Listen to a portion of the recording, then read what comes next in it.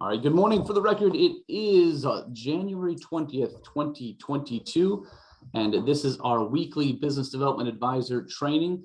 And today we have the honor and privilege of having Alyssa and Kirsty on from Nationwide to talk about specifically their long-term care product, and also then a little bit about the Washington CARES Act and any updates on that end. And I know this is always a smaller group, so Jody, Jake, and anybody else that jumps on or is listening to this, if you do have questions, you can contact us. You can touch base with Alyssa. If you guys want to interrupt Alyssa or Kirsty, please do so. This is designed for you all to understand the value proposition of the carriers and the products and services that we work with and what's happening within the industry, so that you can use it in having conversations and passing proper information on to agents, so that especially with information that affects their practice and some of the things that are coming down the pipeline. So without any further ado, though, I'm going to pass the ball off to Alyssa, and we'll go through and talk about Nationwide. This is the first time we've had Nationwide on, so we're excited to have you on in that context as well. So, Alyssa, I will pass the floor off to you. Thank you. It is all yours. Thank you. Well, thanks everyone for hopping on today. I know we're keeping this fairly informal, so if you have questions, please don't hesitate to stop me and ask anything that you may have. So I work with our Care Matters product, and I partner with Kirsty Bateman, and she works and supports the 3-Mark relationship, and works within our whole suite of life insurance options. So we do have an LTC rider. I do know enough to be dangerous, but the products that are attached to that, I'm going to definitely say Kirsty's going to know everything about that a little bit better than I will. But we do have a suite of long-term care solutions that I'm happy to talk about. Now, I know when I spoke to Nathan, he mentioned that you really wanted to learn a little bit about why Nationwide. Why would I want to add this to the conversations I'm having? Why is this important for my agents to know? One being that when you're working with Nationwide, I always like to tell you why we do what we do, or why I do what I do. I really love the company that I work for, because I truly believe they stand by what they are selling and are going to look for solutions that are in your best interest for your clients. And that's the end goal. I think that if we had that opportunity when we end up in a role and a career of sales, is that you truly believe in the solutions that you're selling and that they are going to make a difference. I've seen it firsthand, and I don't think that's any exception for anybody that's pretty much out there. You probably have met somebody that needed long-term care, maybe experienced it as a caregiver yourselves, or seen it within your family. And I truly believe if those options would have been available when I've seen it for great grandparents, and really seeing how it really shifted the family dynamics and the stress that it added, I would have loved to have been able to had an option like this that would have made a difference for them. And that being said, is why I truly think Nationwide is different and an exceptional carrier when you're working within long-term care. I always like to tell you as well what kind of company we are. We are a mutual company, so there's probably not a lot of carriers that you work with that are mutual. Why that's so important is we don't answer to shareholders. We answer to our consumers, our members. So at the end of the day, that makes a difference in the solutions we offer you. We're not trying to meet the needs of a shareholder to cut costs, to find a product that's going to make them happy and deliver on the end goals of what they're looking for. At the end of the day, it's when we create these solutions, we bring in teams of advisors, BDA partners, everyone to say, what are you looking for? What's going to make a difference in the end? And that's really the goal, is to provide a solution that's going to make a difference. And that's really where our solutions came and developed out of. So we were one of the first carriers to offer a cash indemnity solution. So what that means to you and to your agents and to their clients is that it really provides an ease of use solution for them. Whether that's the LTC rider or Care Matters. So that always gets asked, would you offer a reimbursement option? Maybe down the road, but at this point, we are so happy with that option. We think that that gives you that ultimate flexibility. At the end of the day, if you haven't seen Cash Indemnity before, I'd love to give you a highlight of it. What our solutions offer with Cash Indemnity means you're not dealing with receipts. Your clients aren't going to have to collect receipts and say, well, hopefully everything that I had expenses for this month are reimbursable to me. With cash indemnity, you know exactly what you're getting. If it says, hey, I'm showing you a solution that gives you $10,000 a month, you know you're getting that $10,000 a month unless you tell the carrier for some reason you don't want it. That question gets asked all the time. Well, what if they don't want all of it? I've talked to our claims team. Everybody takes all of it. Nobody sits there. And it's a nice question to think, if I don't want it, can I leave it with Nationwide? Absolutely.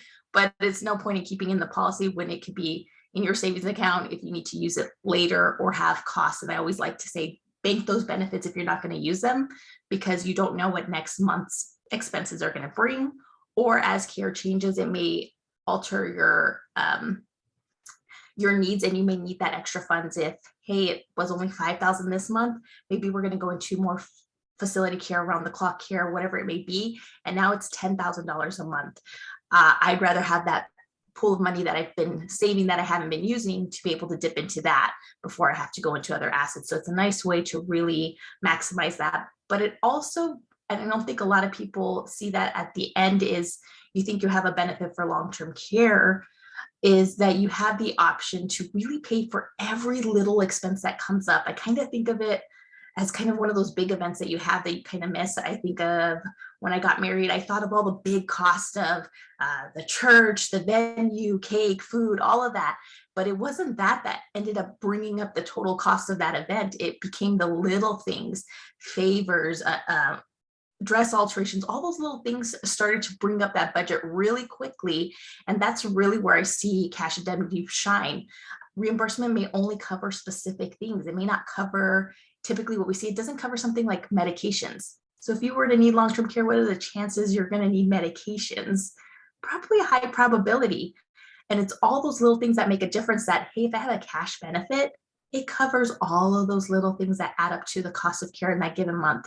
To have somebody deliver groceries, have someone cut my grass, have somebody walk my dog, huge home modifications. I need a new vehicle that makes it easier for me, for my caregiver to get me to appointments, whatever it may be. All those little things add up, and that's really where Nationwide shines in that cash indemnity solution. It gives you that ultimate flexibility, and then it helps your agents not have to resell this product down the road later, because chances are they heard, I have a benefit, I thought it would cover everything. And if it's reimbursement, it's, well, it may cover some things, it may not cover everything. They're not going to remember that. It's easy for you to say, hey, if I said $10,000, that's what you're getting. Once you're on claim, that's what you get. Use whatever you need to do. And now it shifts some of that burden off that advisor, because chances are, if they are going on claim, they're going to go to that person who sold it to them and say, can you help me through this process if I have to do reimbursement and do all these things? If it's cash, that makes that easier. Say, hey, once you get that benefit, it goes. I'm not necessarily reselling this product to you every single month, trying to figure out, let's go through all those receipts. Let's try to calculate this, all those things. And then somebody has to do those receipts. And chances are it may not be the person who's getting the care or your client in the end. It may be the family. Now, I'm going to share a couple of slides. I know it's pretty informal, but I like to give you a couple of things just so you can look at. Absolutely. Perfect. Here we go. So I think I'm sharing the proper screen. There we go. To confirm, I can't see your screen. You can? Okay, perfect. So we are seeing a shift in the marketplace. So I like to give you a little bit of what's going on in the marketplace in itself. When it comes to long-term care, there are obviously a couple of options you may be looking at, and probably the most popular two is traditional long-term care and a combo sale. So that could be that life insurance plus LTC rider, or a hybrid product such as Care Matters, where it's a linked benefit solution. We are seeing a shift in the marketplace. So this is an important time if who you're working with, agents and their clients, are only familiar with traditional LTC.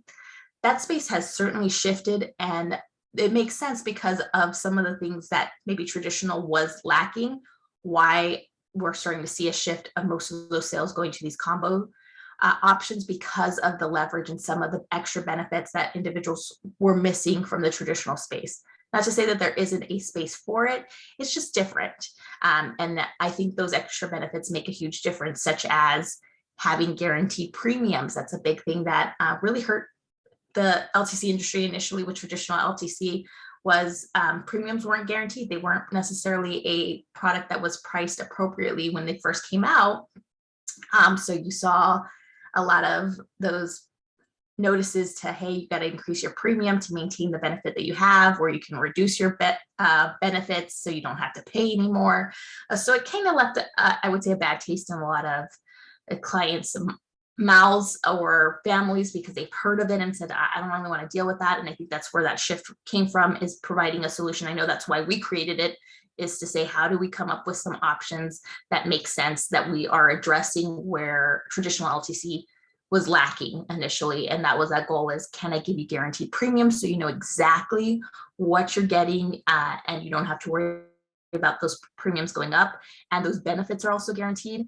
And then the added, probably biggest feature, is no risk of use it or lose it. So traditional LTC, if you didn't have a long-term care event, it's like auto insurance, which is fine, not a big deal. If you didn't need it, then it didn't hurt you or anything, but you didn't get anything out of that policy. These combo hybrid options give you a death benefit component, so that your clients have that peace of mind of, if I don't have a long-term care event, which nobody believes they're going to have one, but obviously statistically a lot of people are going to have one. So it's nice to give them that peace of mind. Hey, maybe it never happens, but you have a death benefit in this case if you never utilized it. So it wasn't something you're paying into, that you never got anything from this solution. But something else to keep in mind is also, while 89% of those sales are in that combo option, we're actually starting to see a shift and increase into those hybrid products. So that used to take a little bit smaller of that portion of that 89%. We're starting to see a growth in that part as well. And I think it's just a better understanding of it, and also just how those products are relatively newer and starting to grow in this industry. So the linked benefit product, so if I had to give you an example of those differences, if you're not familiar with that, is the life with the LTC rider is going to be really geared to somebody that needs more life insurance than LTC. It's kind of having both benefits. If in that enhancement, maybe I still have a need for long-term care, maybe I still want to use life insurance to grow income in retirement. Absolutely, that's a nice combo to put together, and it makes a lot of sense. And that's usually where I see a lot of the younger clients go into, because there's still a high need for a death benefit. And LTC is not necessarily front of mind, but it's a nice way to add it onto it, because it usually doesn't add a lot of cost to that solution. Where the linked benefit comes into play is for somebody that's really geared to trying to plan for long-term care needs. They want, maybe they have enough life insurance, and they're at that next stage of life of, hey, I need to plan for long-term care. How do I get the most benefits from what I'm putting in? And this offers you inflation options, return of premium options if you're looking for it. The death benefit is more of kind of, I would say, like a sprinkling of death benefit. It comes into play where it's protecting your initial investment. It's making sure that whatever you put into this policy, you're getting at least that amount back in a death benefit format. And that's because it's trying to drive down the death benefit portion to get you the most LTC dollars, where the combo sale is going to be it's going to be a bigger death benefit in that component. But both great options, but that we offer both of those at Nationwide, and offer those options to be guaranteed, and that you always have a death benefit tied to it, so that it's an easier way to have that conversation of, hey, if you never have the event, you always have a death benefit, so you're not losing anything in the scenario, which can add a lot of peace of mind. Let me click over here. So what makes, I know we touched a little bit of cash indemnity. Why that's such a big deal and why we structure these options the way we do is because of home health care. So you've probably heard the statistic, 70% of individuals over 65 are going to need long-term care.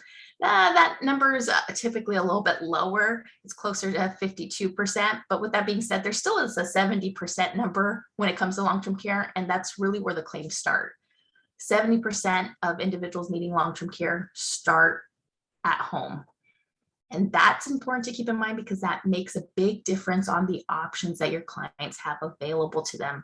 What's going to give them the best option to stay in their home the longest and give them the most flexibility to do that. That's why we created a cash indemnity solution that allows for informal caregiving, because we know in a lot of these cases, most care is also provided informally in the United States. So that means a family member, a friend, the church, whatever it may be, are providing that care to that loved one. It's not necessarily in a formal basis where there's a nurse coming in or that you're in a facility like a nursing home. So with that being said, that's a big difference. Having that knowledge makes a difference when you're having that conversation, because it may change that option. If now there are going to be individuals that absolutely say, I do not want to be at home, I want to go into a facility. However, that's a relatively small proportion, but this changes the way that you have that conversation of, how do we keep you in your home longer? Is that something you're looking to do? Probably most cases you're going to get, yes, absolutely, I want to be at home.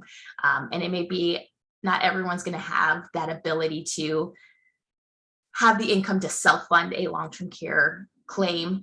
And if that's the case, we want to be able to give you options to say, how do we help bring that cost down for you? Is it maybe there is going to be a loved one that is going to help provide some of that care to offset us some of that? Does your solution offer that? I think really what we've seen in the last 2 years with the pandemic is we saw a lot of individuals wanting to bring their loved ones home, or not having, even if they were home, not having somebody come into the home because they didn't want to expose that individual to COVID. And if that was a concern, does your plan have that does that policy that you have that flexibility to allow for something like that? And I think we also study that a lot within our Retirement Institute to really address what Americans are looking for. How has the pandemic changed? And in general, we study this on a year-to-year basis, but obviously the pandemic has really added a different layer to it. But we see 89% of individuals wanted to have that ability to switch their loved ones from an assisted living or nursing home care and actually have them at home to provide that care and maintain and take care of their health. So if that's the case, what solutions offer you that? And that's why we continue to offer a cash indemnity option, because it gives you that flexibility. Hey, today you may want to be at home, tomorrow you want to be in a facility. This plan can go wherever you need it to. And if you want to have informal care to really save some of that cost, you absolutely could. If you want to give some of your benefits to pay a cousin, a daughter, you have that ability to do that. And then even then, sometimes I've heard, chances are I'm not going to pay my spouse to take care of me. But if they're the ones doing that, I can bank all those benefits, because maybe at some point it may get to a point where I do need round the clock services and it is going to get expensive, whether that's at home, assisted living, or nursing home. Now I have benefits that I've been able to save because maybe I got the first 2 years of my care provided by my loved ones. And now I have this nice benefit pool that I've been saving so that I can go into these more expensive facilities and get the care that I'm looking for. So it really maximizes the options that they have available to them. Alyssa, on that point, that's a great topic to, from our perspective of marketing and talking to agents, of having that discussion about LTC benefits and the difference between cash indemnity and reimbursement and the options that they have, especially with, I didn't actually realize that, 70, that number was that high for 70% for home health care.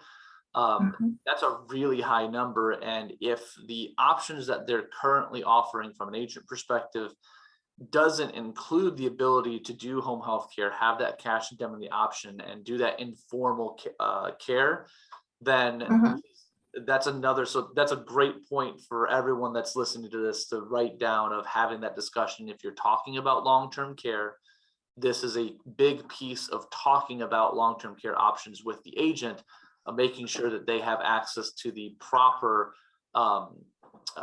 options for their clients that are going to actually fit with what most people are doing, because most people are doing home health care. So I think that's a great thing to cover and touch base with. So for everyone that's taking notes, take that note.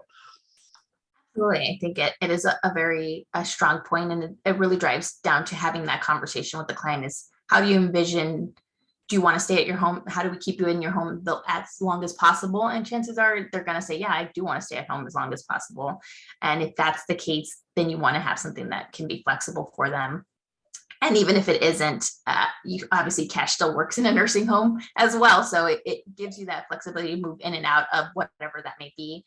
But you certainly will see plans that if it does offer home health care, maybe the benefit's smaller, or if you switch to an option to have a cash indemnity solution, it may reduce your benefits to get that option. So those are all things you want to consider. Not all plans are created equally, and it's having a good understanding of what that client is looking for in the end, what's going to matter to them the most.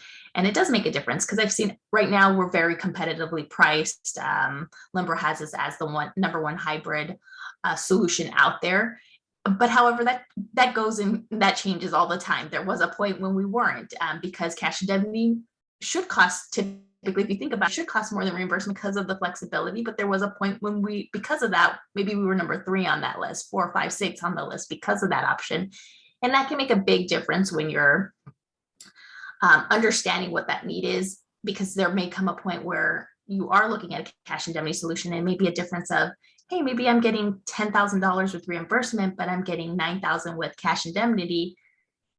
If you're just looking solely at that end benefit, sure, sometimes cash indemnity may not win, and it's a good thing. Right now, obviously, we're pretty much there or beating that reimbursement, so it makes sense. But that's a conversation of understanding how these products are built to say, well, what's going to really make a difference? If I have $10,000 and I have to go through specific vendors, or I'm not going to get certain things covered, that can make a big difference, whether I'd be like, or would I rather have $9,000 and use it however I deem necessary to cover anything that comes up, and I don't have to deal with receipts. All of those are good ways to have a good understanding, especially if you have to show it to a client and show them, this is why I'm looking at this option. What do you think makes a better sense for you? And having that knowledge of, well, look, I'm going to show you these two. Obviously, you may say, I want the 10,000, but let me show you how they work, so you have a good understanding of, which one do you prefer? And chances are, if they understand how a policy pays out, they'll may choose cash indemnity and say, hey, I'd rather have that. That gives me a lot more flexibility. That makes sense. So I'm going to touch a little bit on Washington. I don't know if you're already tired of hearing Washington. I feel like I've been talking about this for a year and a half. But I think the better question is, are you tired of talking about Washington? Not quite yet. I feel like it's a good story. I feel like it's, I don't know, if I had to think of a soap opera kind of scenario in long-term care industry, this is it. And I feel like it's ever changing, and the story's always something new is going on. I feel every time I try to get more knowledge on what's going on, even currently, it changes hour per hour, day by day. So with Washington, I think we've certainly hammered it to death, but I think it's still an important topic to know why we still want to focus on what's going on there, because it's basically this isn't dying down. Just because if you're familiar with Washington, this is essentially what the program was. The first state mandated insurance program for long-term care. It's a tax that technically went live January, but isn't going on right now. It's kind of on a delay at the moment to kind of fix what I would say is a lot of the optic issues that we saw. So maybe they had a chance to listen to one of our presentations, because it seems like they're addressing some of the things we've addressed there and said, this didn't really work out really well. I'm not sure why you designed it that way, but it's important to have a good understanding of this, because what I always like to stress is it's not going away. The topic's not going away. Obviously, I think long-term care planning should be part of every conversation you have when it comes to retirement planning. But if you're thinking, well, it's not a big deal, my state's not going to worry about that, they're not going to do something like that, it's not going away. There are 30% of the states in the United States are looking at something like this. Whether they go live or not is hard to say. Will they do it in the same format that Washington? Hopefully not, but they'll probably do things differently, in the sense of they may not offer an opt-out window because of the disaster it was for Washington. So they may not do something like that, which now really doesn't give that option for your clients to have the option to wait and see what happens. They may have to act a little earlier in that case, but it also didn't stop at the state level. We've seen federal initiatives as well that let me see if I have it on there. I didn't have that one on there, but I can show you the states that are looking for it. So these are a couple of the states that we know right now that are looking into something similar. California obviously being the closest. But just to give you an idea, I feel at the moment, if California at least paid attention well enough to see what went wrong with Washington and actually are involving, so their panel is actually involving people from the LTC industry to take advice, to say, clearly they don't know anything about it. So they're looking to experts to say, okay, if we're going to do this, what did Washington do wrong? And so that's a plus already, because Washington really didn't want any help from us at all in the industry. And that can make sense because he spent a good amount of time bashing the long-term care industry to really promote what they were doing as the better option. So we're currently with Washington, just so you have an update, their governor had asked to have the ESD stop, who are the individuals that collect the payroll tax, to not collect the tax, which they technically do have. He has the right to do that. However, he doesn't have the right to necessarily stop employers for collecting it, or that the tax is actually going to be due. My understanding is they may have already agreed to a delay as of last Friday, to kind of delay it, to kind of address some of the optics, such as that really look bad on them, is taxing people that don't live in your state, who are never going to get this benefit, to address military who are getting this tax that may just be stationed there but aren't going to live there. So that never works well. And then individuals who are retired that never had access to these benefits. I think those were some of the ones that they were looking to address.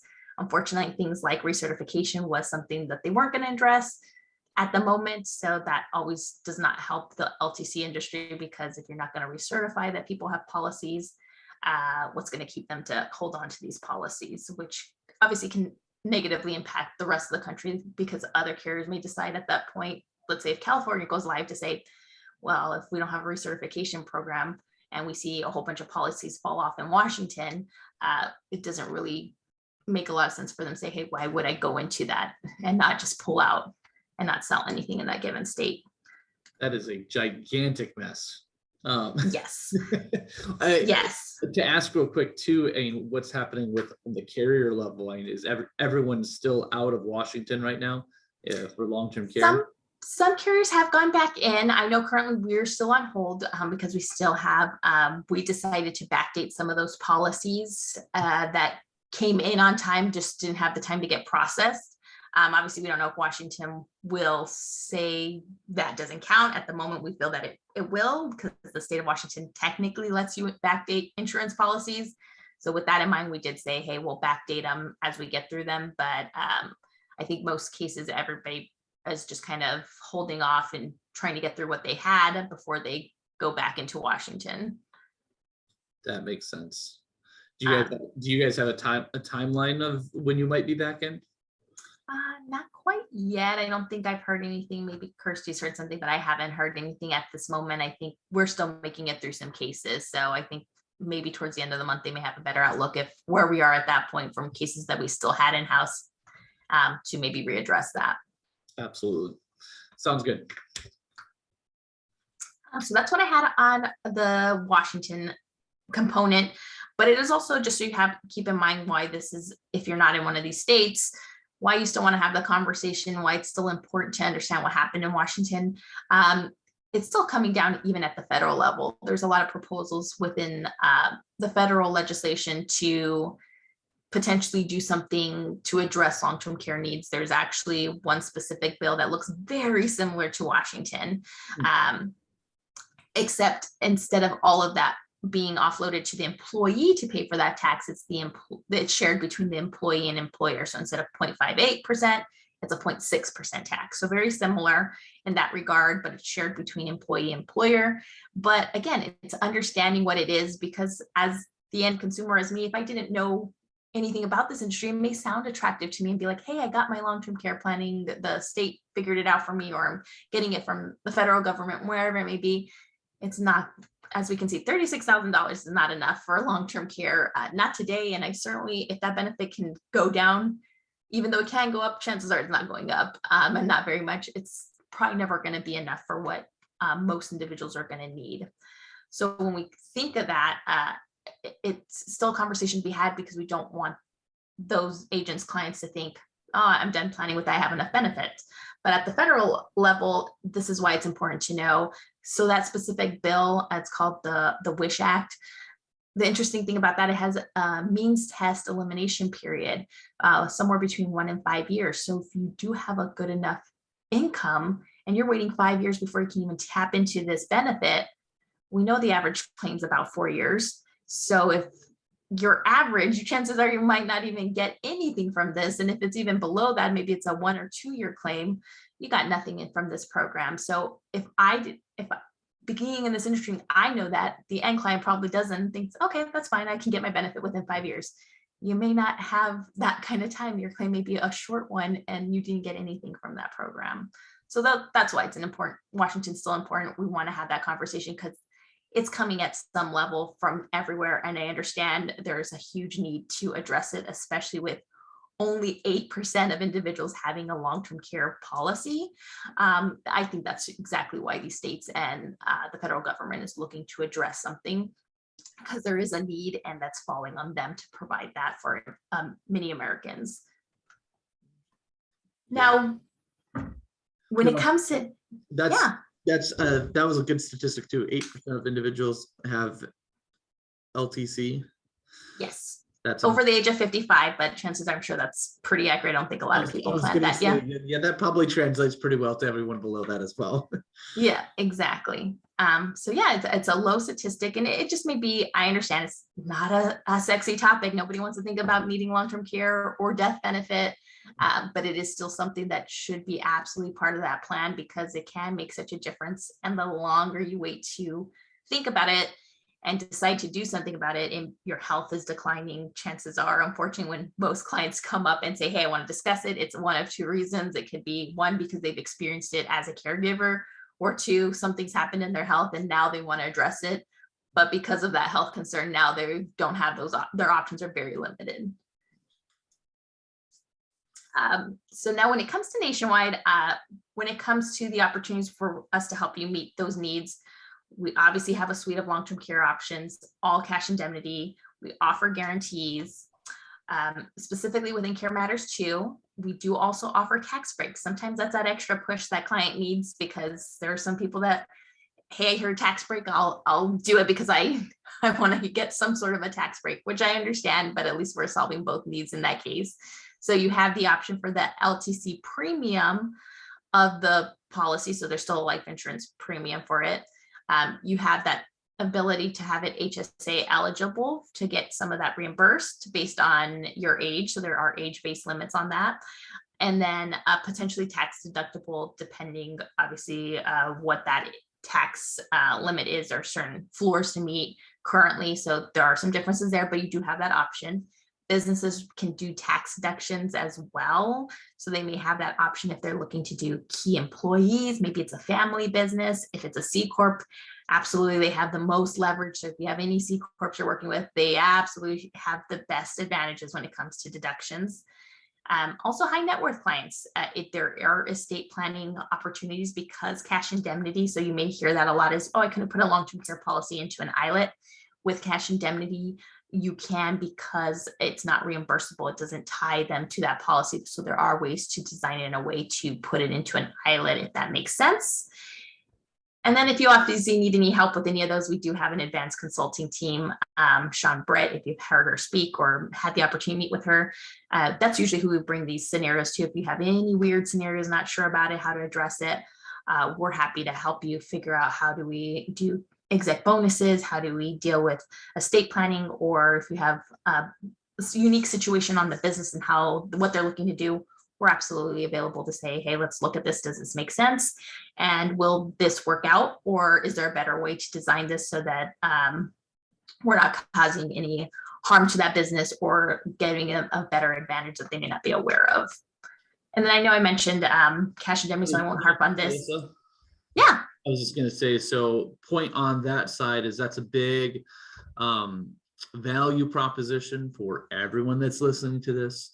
When you're talking to agents, is Nationwide having an advanced planning team, because that's one reason why agents don't sometimes recommend or sell the products that they have access to, is because they don't actually know how to implement it and don't know where to go to access that information. So if you can, even some of those things of talking about HSA eligibility and potentially tax deduction and ILETs and things like that, if you could just mention that that's possible with these products and say, well, don't worry about figuring out, we have an advanced planning team at Nationwide, they can help you work through those details. That's going to be a big deal for those agents to be able to implement a product like this and give it to a client. So just be aware of that and use that within your conversation, and leverage, Alyssa and the team, and nationwide,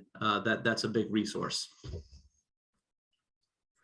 Yeah, absolutely. So it is something you have access to. We do have a lot of teams. So we have the advanced consulting team. We have a retirement institute that does these kind of studies as well. If you're looking for infographics, things like that, they do a lot of studying in retirement and trying to understand what Americans are looking for, what are their concerns in every given year, how they're addressing. They do a portion of that just for long-term care. So there's just a lot of teams to give you a lot of knowledge and resources, because we want you to know what's important and what is a concern to clients, and why these topics are important on the advisor front, because we've studied all of these things for a long time every year and really understand that this is still a top priority for a lot of Americans. They want to have this conversation. They just don't know who they're supposed to be having these conversations with. And they don't typically think it's their financial advisor because, one, it hasn't come up. And that just really leaves a door open for somebody else to be having this conversation, which chances are you don't want that to be the case. You don't want somebody to sneak in and be like, hey, we're going to have this conversation, and slowly take other things away from that agent. We want them to have that knowledge. And if they're not comfortable with it, we have the tools, we have the ability to get you up and running so you can feel comfortable in at least having that conversation and knowing the highlights and the benefits, so that when the scenario comes up, and if it's something that's unique, that you can come back and say, hey, I need some help with this, and we're happy to do that. Perfect. These are the solutions that you do have available. I talked on the other side was cash indemnity, and we had already discussed a little bit of that, so no need to reharp on that one. But here are your LTC riders. So in New York, we do have the LTC rider, the original version. We do have the LTC rider 2. So this is on any of our ULs, VUL options that we offer, or IUL options. We do have a survivorship option as well that has an LTC rider. And then these are our linked benefit options. So we have Care Matters 2, which is our new iteration, or newish in the last 2-3 years. And then we have the original version. The spirit of the product is the same. It's just we've enhanced the second version to have those tax abilities and longer payment durations to really make it accessible to a lot more individuals, outside of what you typically saw from hybrid policies being like a single pay or 10 pay. We go all the way to 100 if that's necessary and needed. But we do have California and New York. And I actually think I just saw a note that the other carrier in New York that did have a hybrid policy is pulling out their product from New York. So we might be the only option in New York right now. So if you do have that option, know that we are still there, and all of our options are still cash indemnity. That is really good, because California is a pain in the butt state for that stuff. Yeah, we have our second iteration already in there, but for almost 2 years now, and we're still waiting for them to approve it. So hopefully that will be there, so you have all those enhancements, but it's still a wait and see with them, unfortunately. I understand that. Well, Glad I'm not on that side of the comment. Exactly. Well, I mean, I wish they would be part of the compact state and just do it with the rest of the states, but they live their own life, I guess, in New York and California. Yes, they do. Well, perfect. Did anybody, are there any questions that I can answer for you, or what are any questions you have for me or Kirsty? I mean, let's see, Jody, Jake, anything that you're thinking of on that side before I go on anything? I guess I'm curious on with just like what we're seeing in Washington. Are you, so originally when we used to talk about this, we talked about it from a standpoint of how it was an opportunity for agents to kind of take advantage, one from a standpoint of helping them generate business, but also helping to provide clients, education and safety prior to they get into a tough spot. Now that things are continuing to transpire, is it still looking like it's going to be, in your opinion, a big opportunity? Or like you were saying, they're kind of trying to learn from their mistakes, is this not turning into being nearly potential as big I don't know if I should say issue or opportunity as it was in Washington? I think when I see it's still a big opportunity. I don't think while the other states are learning, I think they may fix some of the optics, but I don't think they can create a benefit without having a huge tax that would be meaningful. So it may be one of those, maybe it's 50,000, but it's not going to be that they're going to be providing all their residents $100,000-$200,000 long-term care policies. They're just trying to minimize some of that. And they've looked at even just, I think in California, they've done some of the math just to kind of figure out what might work to get some kind of good, they might be already looking at 1%. And that's already a high amount to be taking off as a tax. So there are things like that they can't really offer a really big benefit because they have to provide it for everybody. I think it's still a huge opportunity. I just think it's a different one in the sense you're not going to have the window potentially to have, even though we wish Washington gave us much more time than the 5 months they gave us. I don't think these other states are going to do something like that.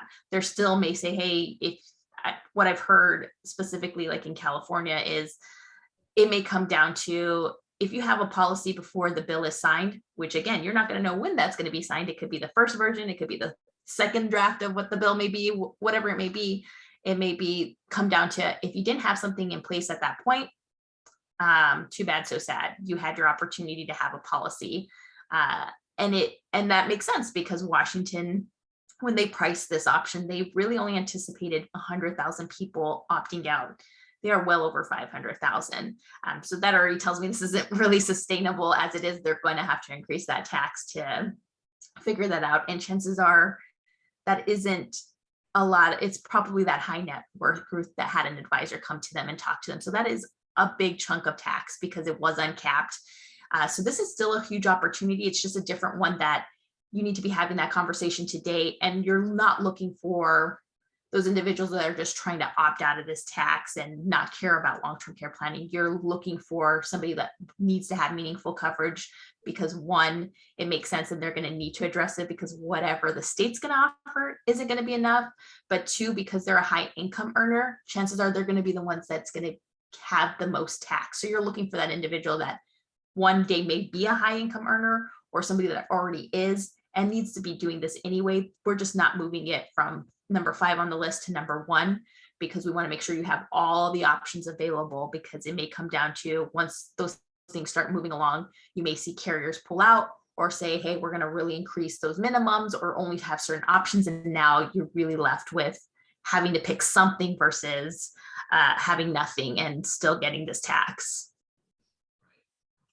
That's crazy. I'm very glad that you're here, Alyssa and Kirsty, and can have those conversations intelligently and keep your ear to the ground in those aspects because it is, especially for the agents that are in, like, I know Washington was just a gigantic mess for agents and figuring what that out and the information that's going back and forth. So just from our perspective then as well, like Alyssa being an expert in a lot of those areas, like if someone's asking more questions and trying to understand what's going on with those things, then and use the resources. I know Alyssa, you shared a white paper that I've passed out that Nationwide's done. Those are all phenomenal resources to be able to utilize. In fact, talking about resources, that's one of my questions is there I know you guys have the website where what the agents get a writing number, they have access to a lot of information. Do you have any like microsites or places that agents can go to get information that doesn't need a log and a password to get access to, especially with long-term care stuff? They do have, so there is one, and I can send you the link. It's like an LTC Basics one, and anything that is available. Some of the pieces you may need a login for, but in general, it'll give you a lot of high level information for it. So if it's advisor facing, typically you would have to log in to get access to that. Gotcha. But if it's client pieces, you could, but it still has a lot of great information where we have videos or things that they can utilize if they want to use it for social media things, where it could be branded with Nationwide or it could be unbranded, whatever it may be, that talk about cash indemnity options, long-term care planning, all those things. So we do have something like that. And now like the white papers and stuff like that, we typically don't put that on the site. We usually hold on to it, but I know currently what you have is what we have up to date, but we do have things for those tax deductions if somebody wants to learn a little bit more about it. We have that, but we also have Sean's working on a new piece to kind of address what's happened since Washington, kind of covering everything that I've discussed, but she's trying to create it in a way that she doesn't have to update it every 5 minutes, kind of a thing. So she's trying to get, so it's meaningful, but it also that it lasts long for your advisors so that they can keep it pretty high level, but get you what you need. I understand that. Well, that makes sense. I mean, Jody, do you have any questions on your end? No, not at this time. A lot of good information. Perfect. Well, I had one more. Go, Jay. I had one more, and I was listening, and I mean, maybe I missed this, but I don't Sure. believe so. Do you guys have any insight as to when you think it's going to push to any of the other states? And I'm not even talking like November of 2022. I'm talking fourth quarter, second half, 2023, 2020, something like that. Even just an idea as to when we could push and really say, hey, you know I've talked to my agents about long-term care, but we really might want to start to explore you guys considering looking at some long-term care plans and products to have in the portfolio, because there's going to be an opportunity here to help people. Sure. So I would say California is your biggest one. I haven't heard exactly when things might go live. I've heard rumblings, maybe 2024 might be a goal time frame, but again, that kind of it determines on what they'll decide what they want to do. If it will come down to, well, whenever the bill was signed. So if the bill signed at the end of the year, which I haven't heard anything like that. If it's something that it comes down to something like that, it may be, hey, it's not going live till 2024, but really you had only until the time the bill was signed, which is kind of hard for any of us to know when that's going to happen. So I think the more important way to maybe address that for that opportunity, obviously, if you're in California, I think this is a great time to have the conversation, but kind of as a whole, it's sharing what's going on in the industry and whether these states are doing this, to have that conversation, say, hey, this is why we want to be discussing it now. Maybe it gives you time to think about it or act now in this case, because you're not going to be younger. You're probably not going to be any healthier. This is why we want to talk about it, why you have all these options, because we know you need to plan for this anyway, whether these things happen at the federal or state level, you still need to address this need. But if we address it early on and something like this goes live, hopefully you're protected from any kind of taxation that they may be doing.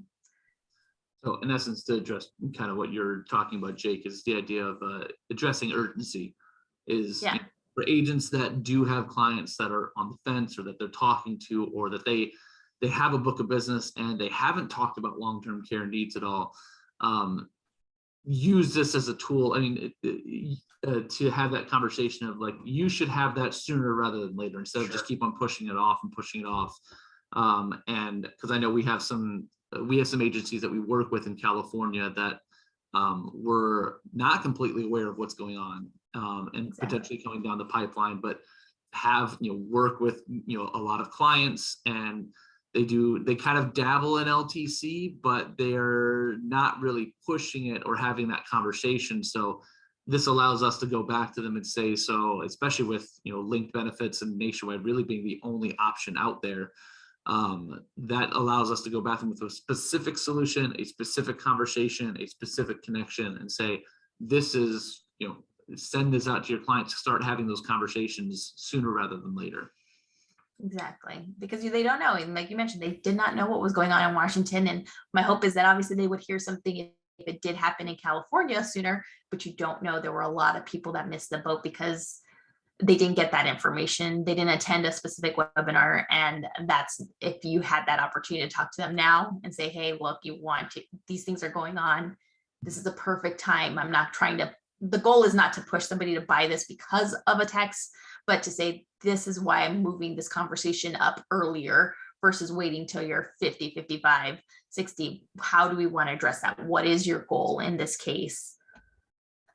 And it may come down to that person isn't insurable, and that's fine too, but at least that they know what that plan is. I think that's still an important conversation to have. What is that plan? Because that family is going to come to them one day and say, what was the plan? I understand if they're not insurable, but what are we doing? Are we going through specific assets? Are we going through certain things? What are we doing? What does that plan look like?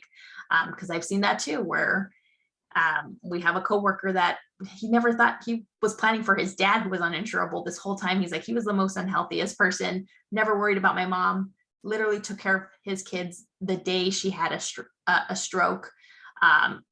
Never anticipated anything, but that stroke impacted her way to speak. So she couldn't articulate what she needed to get done. And he had to guess and had to go back to that advisor and say, well, what's the plan? He's like, she said she didn't want a long-term care policy. He's like, that's fine, but what's the plan? And he didn't know what that plan was, to say, we're going after this first or that. And it ended up becoming to a point that I think they liquidated something like an IRA that wasn't supposed to, and they had to fix some of that because that's not what she anticipated, but because she couldn't communicate that effectively. Those are those things. This is the time to have that conversation, because you want to know what that plan is, so that if you do have to articulate it to a family member, you can.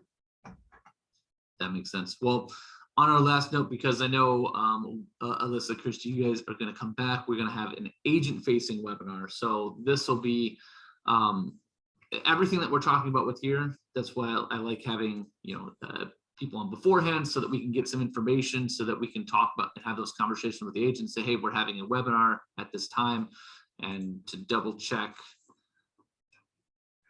Yeah, it's going to be in February. It's the 9th. Yeah, so February 9th, 11 a.m. we will have Central Standard Time. We'll have a webinar. So that one will be a little bit more formal. We'll go through it, actual nationwide presentation, things like that. And that's going to be exciting, but that's something that we can, you're having that conversation now, we can get people, the agents that we're working with, prepared for that, and potentially talk to new agents, and jump on, check out this webinar, and we'll talk about some of those aspects we talked today, but in a little bit more presentation-y way, if that's a word. It is now. Absolutely, but that would be exciting. So we're looking forward to having both of you on that. But Alyssa, Kirsty, anything from your end to wrap up, or anything that you're thinking of? No, I think I'm good. Kirsty, If you you have did questions. amazing. You did amazing, Kirsty. It was absolutely. I know. I don't know if you noticed my dog made an appearance there for a minute. I did. Yeah. That was great. Yep. I missed it. Nope, I don't think I have anything. If there's any questions I can help you with, obviously, let us know, or positioning this conversation. I know it's a tough one, and sometimes people like to push it off. And while I don't like everything that's going on in the industry itself, I think it's a great time to, one, get people comfortable with the product and solutions that are out there, so that this gives them time to make the mistakes that they're going to make and get comfortable before it's if there ends up becoming some kind of rush to the end and trying to figure out things. This is the perfect time to make sure your licenses are intact and all of those things, because that happened in Washington too. Nobody had time. If you weren't already licensed, it probably wasn't going to happen at that point. Absolutely. Yep. So we'll start having those conversations.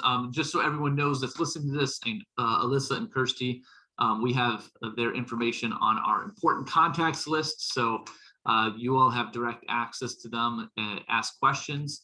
But let's gear up for the webinar, the agent-facing webinar, in a few weeks.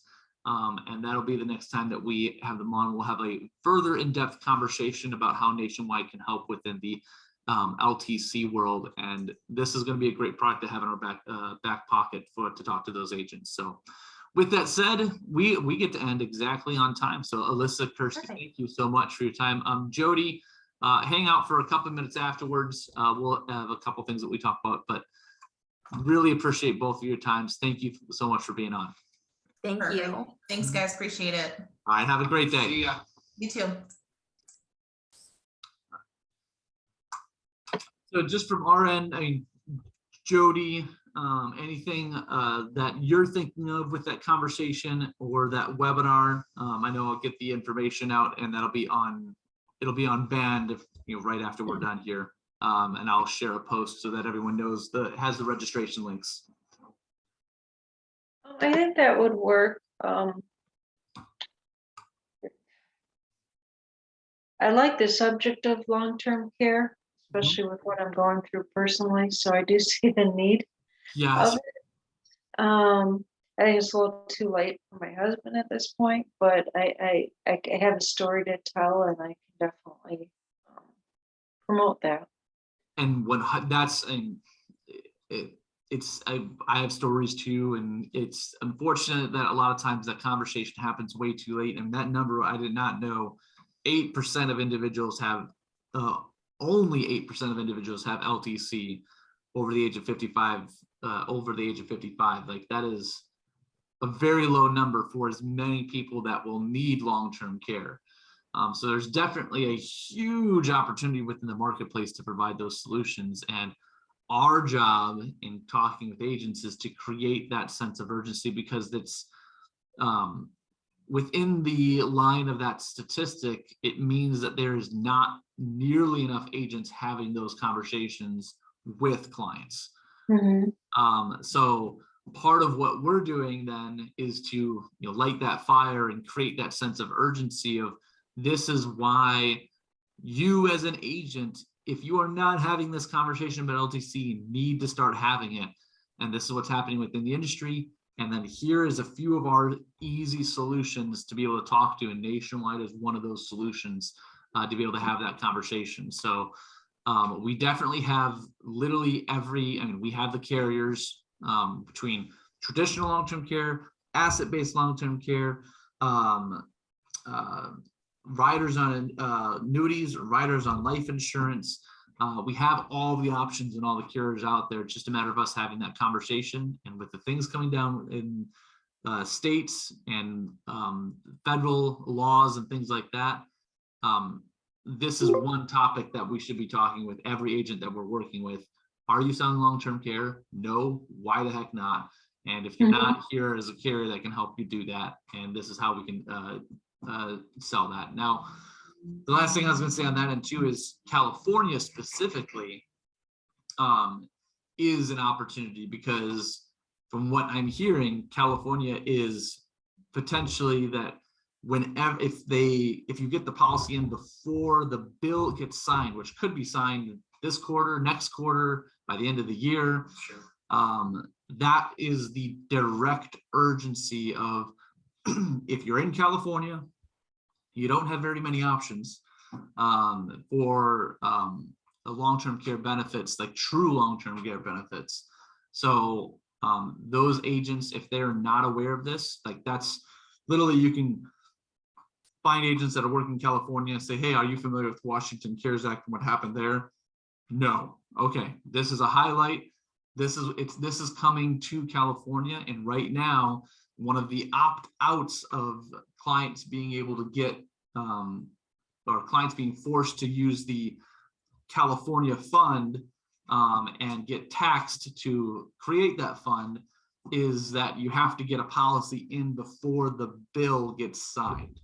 I don't know when that's going to be. That could be sometime this year. So you should start having that conversation with your clients in California that need to get long-term care benefits, get that sooner rather than later. No, that makes sense. Yeah, so that's California agents. Like, I would Wayne, yeah.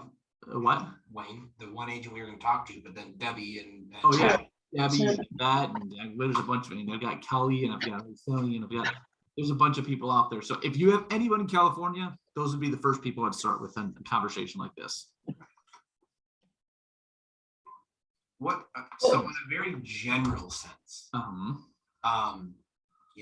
we have access to over 100 carriers. Yes. We have long-term care riders and all, and so what position, like, how as BDAs should we sort things out on trying to encourage people, or like what to push, right? Like, we're not just going to go to an agent and say, hey, just sent you an email. It's got all our carriers, all their products. Go ahead, take a look. Let me know what you want. Well, so like, why specifically Nationwide over anyone else? And I get some of their benefits. Yeah. But if we were to have any of those other people that you named, we've got long-term care for this and long-term care for that. Well, to make it super easy, Right, In California, Nationwide is the only linked benefit. okay, The only linked benefit LTC option, because the carriers that sell accelerated benefit riders, those don't count. That's not true long-term care.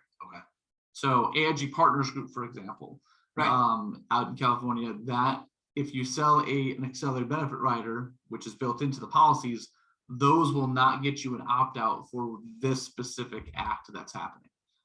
Okay. So super simple. Again, California, Nationwide is one of the few places that has a true long-term care benefit. There's some traditional long-term care options, which is what most people aren't looking for, but that's really what next week is going to be about. Is quite honestly, not next week, but a few weeks, 3 weeks. Quite honestly, if you were trying to get people to this webinar, I would touch base with as many California agents and say, we are doing a webinar on Nationwide. Nationwide has one of the only linked LTC benefits in California. Pretty much everyone else is pulled out because California is a pain in the butt state, as you already know, Mr. and Mrs. Agent. sure, Would love to have you on this webinar to talk about this option, especially in light of some of the California regulations and rules that could potentially be coming down the pipeline. And then you can talk to them about that aspect as well. Like that is create a direct sense of urgency of why they should show up to this webinar, look at this information, and then have Nationwide do the presentation, because we just talked more high level today about long-term care and right, cash indemnity and reimbursement plans, and we didn't really get in depth about their Your Life Matters product for LTC and how that works. That will be on the next one, but from our perspective, that's what we're talking about. Is, I mean, California agents are, and it's agents and finding them in California not hard to find. right, In right, fact, actually, I think you can actually go to the California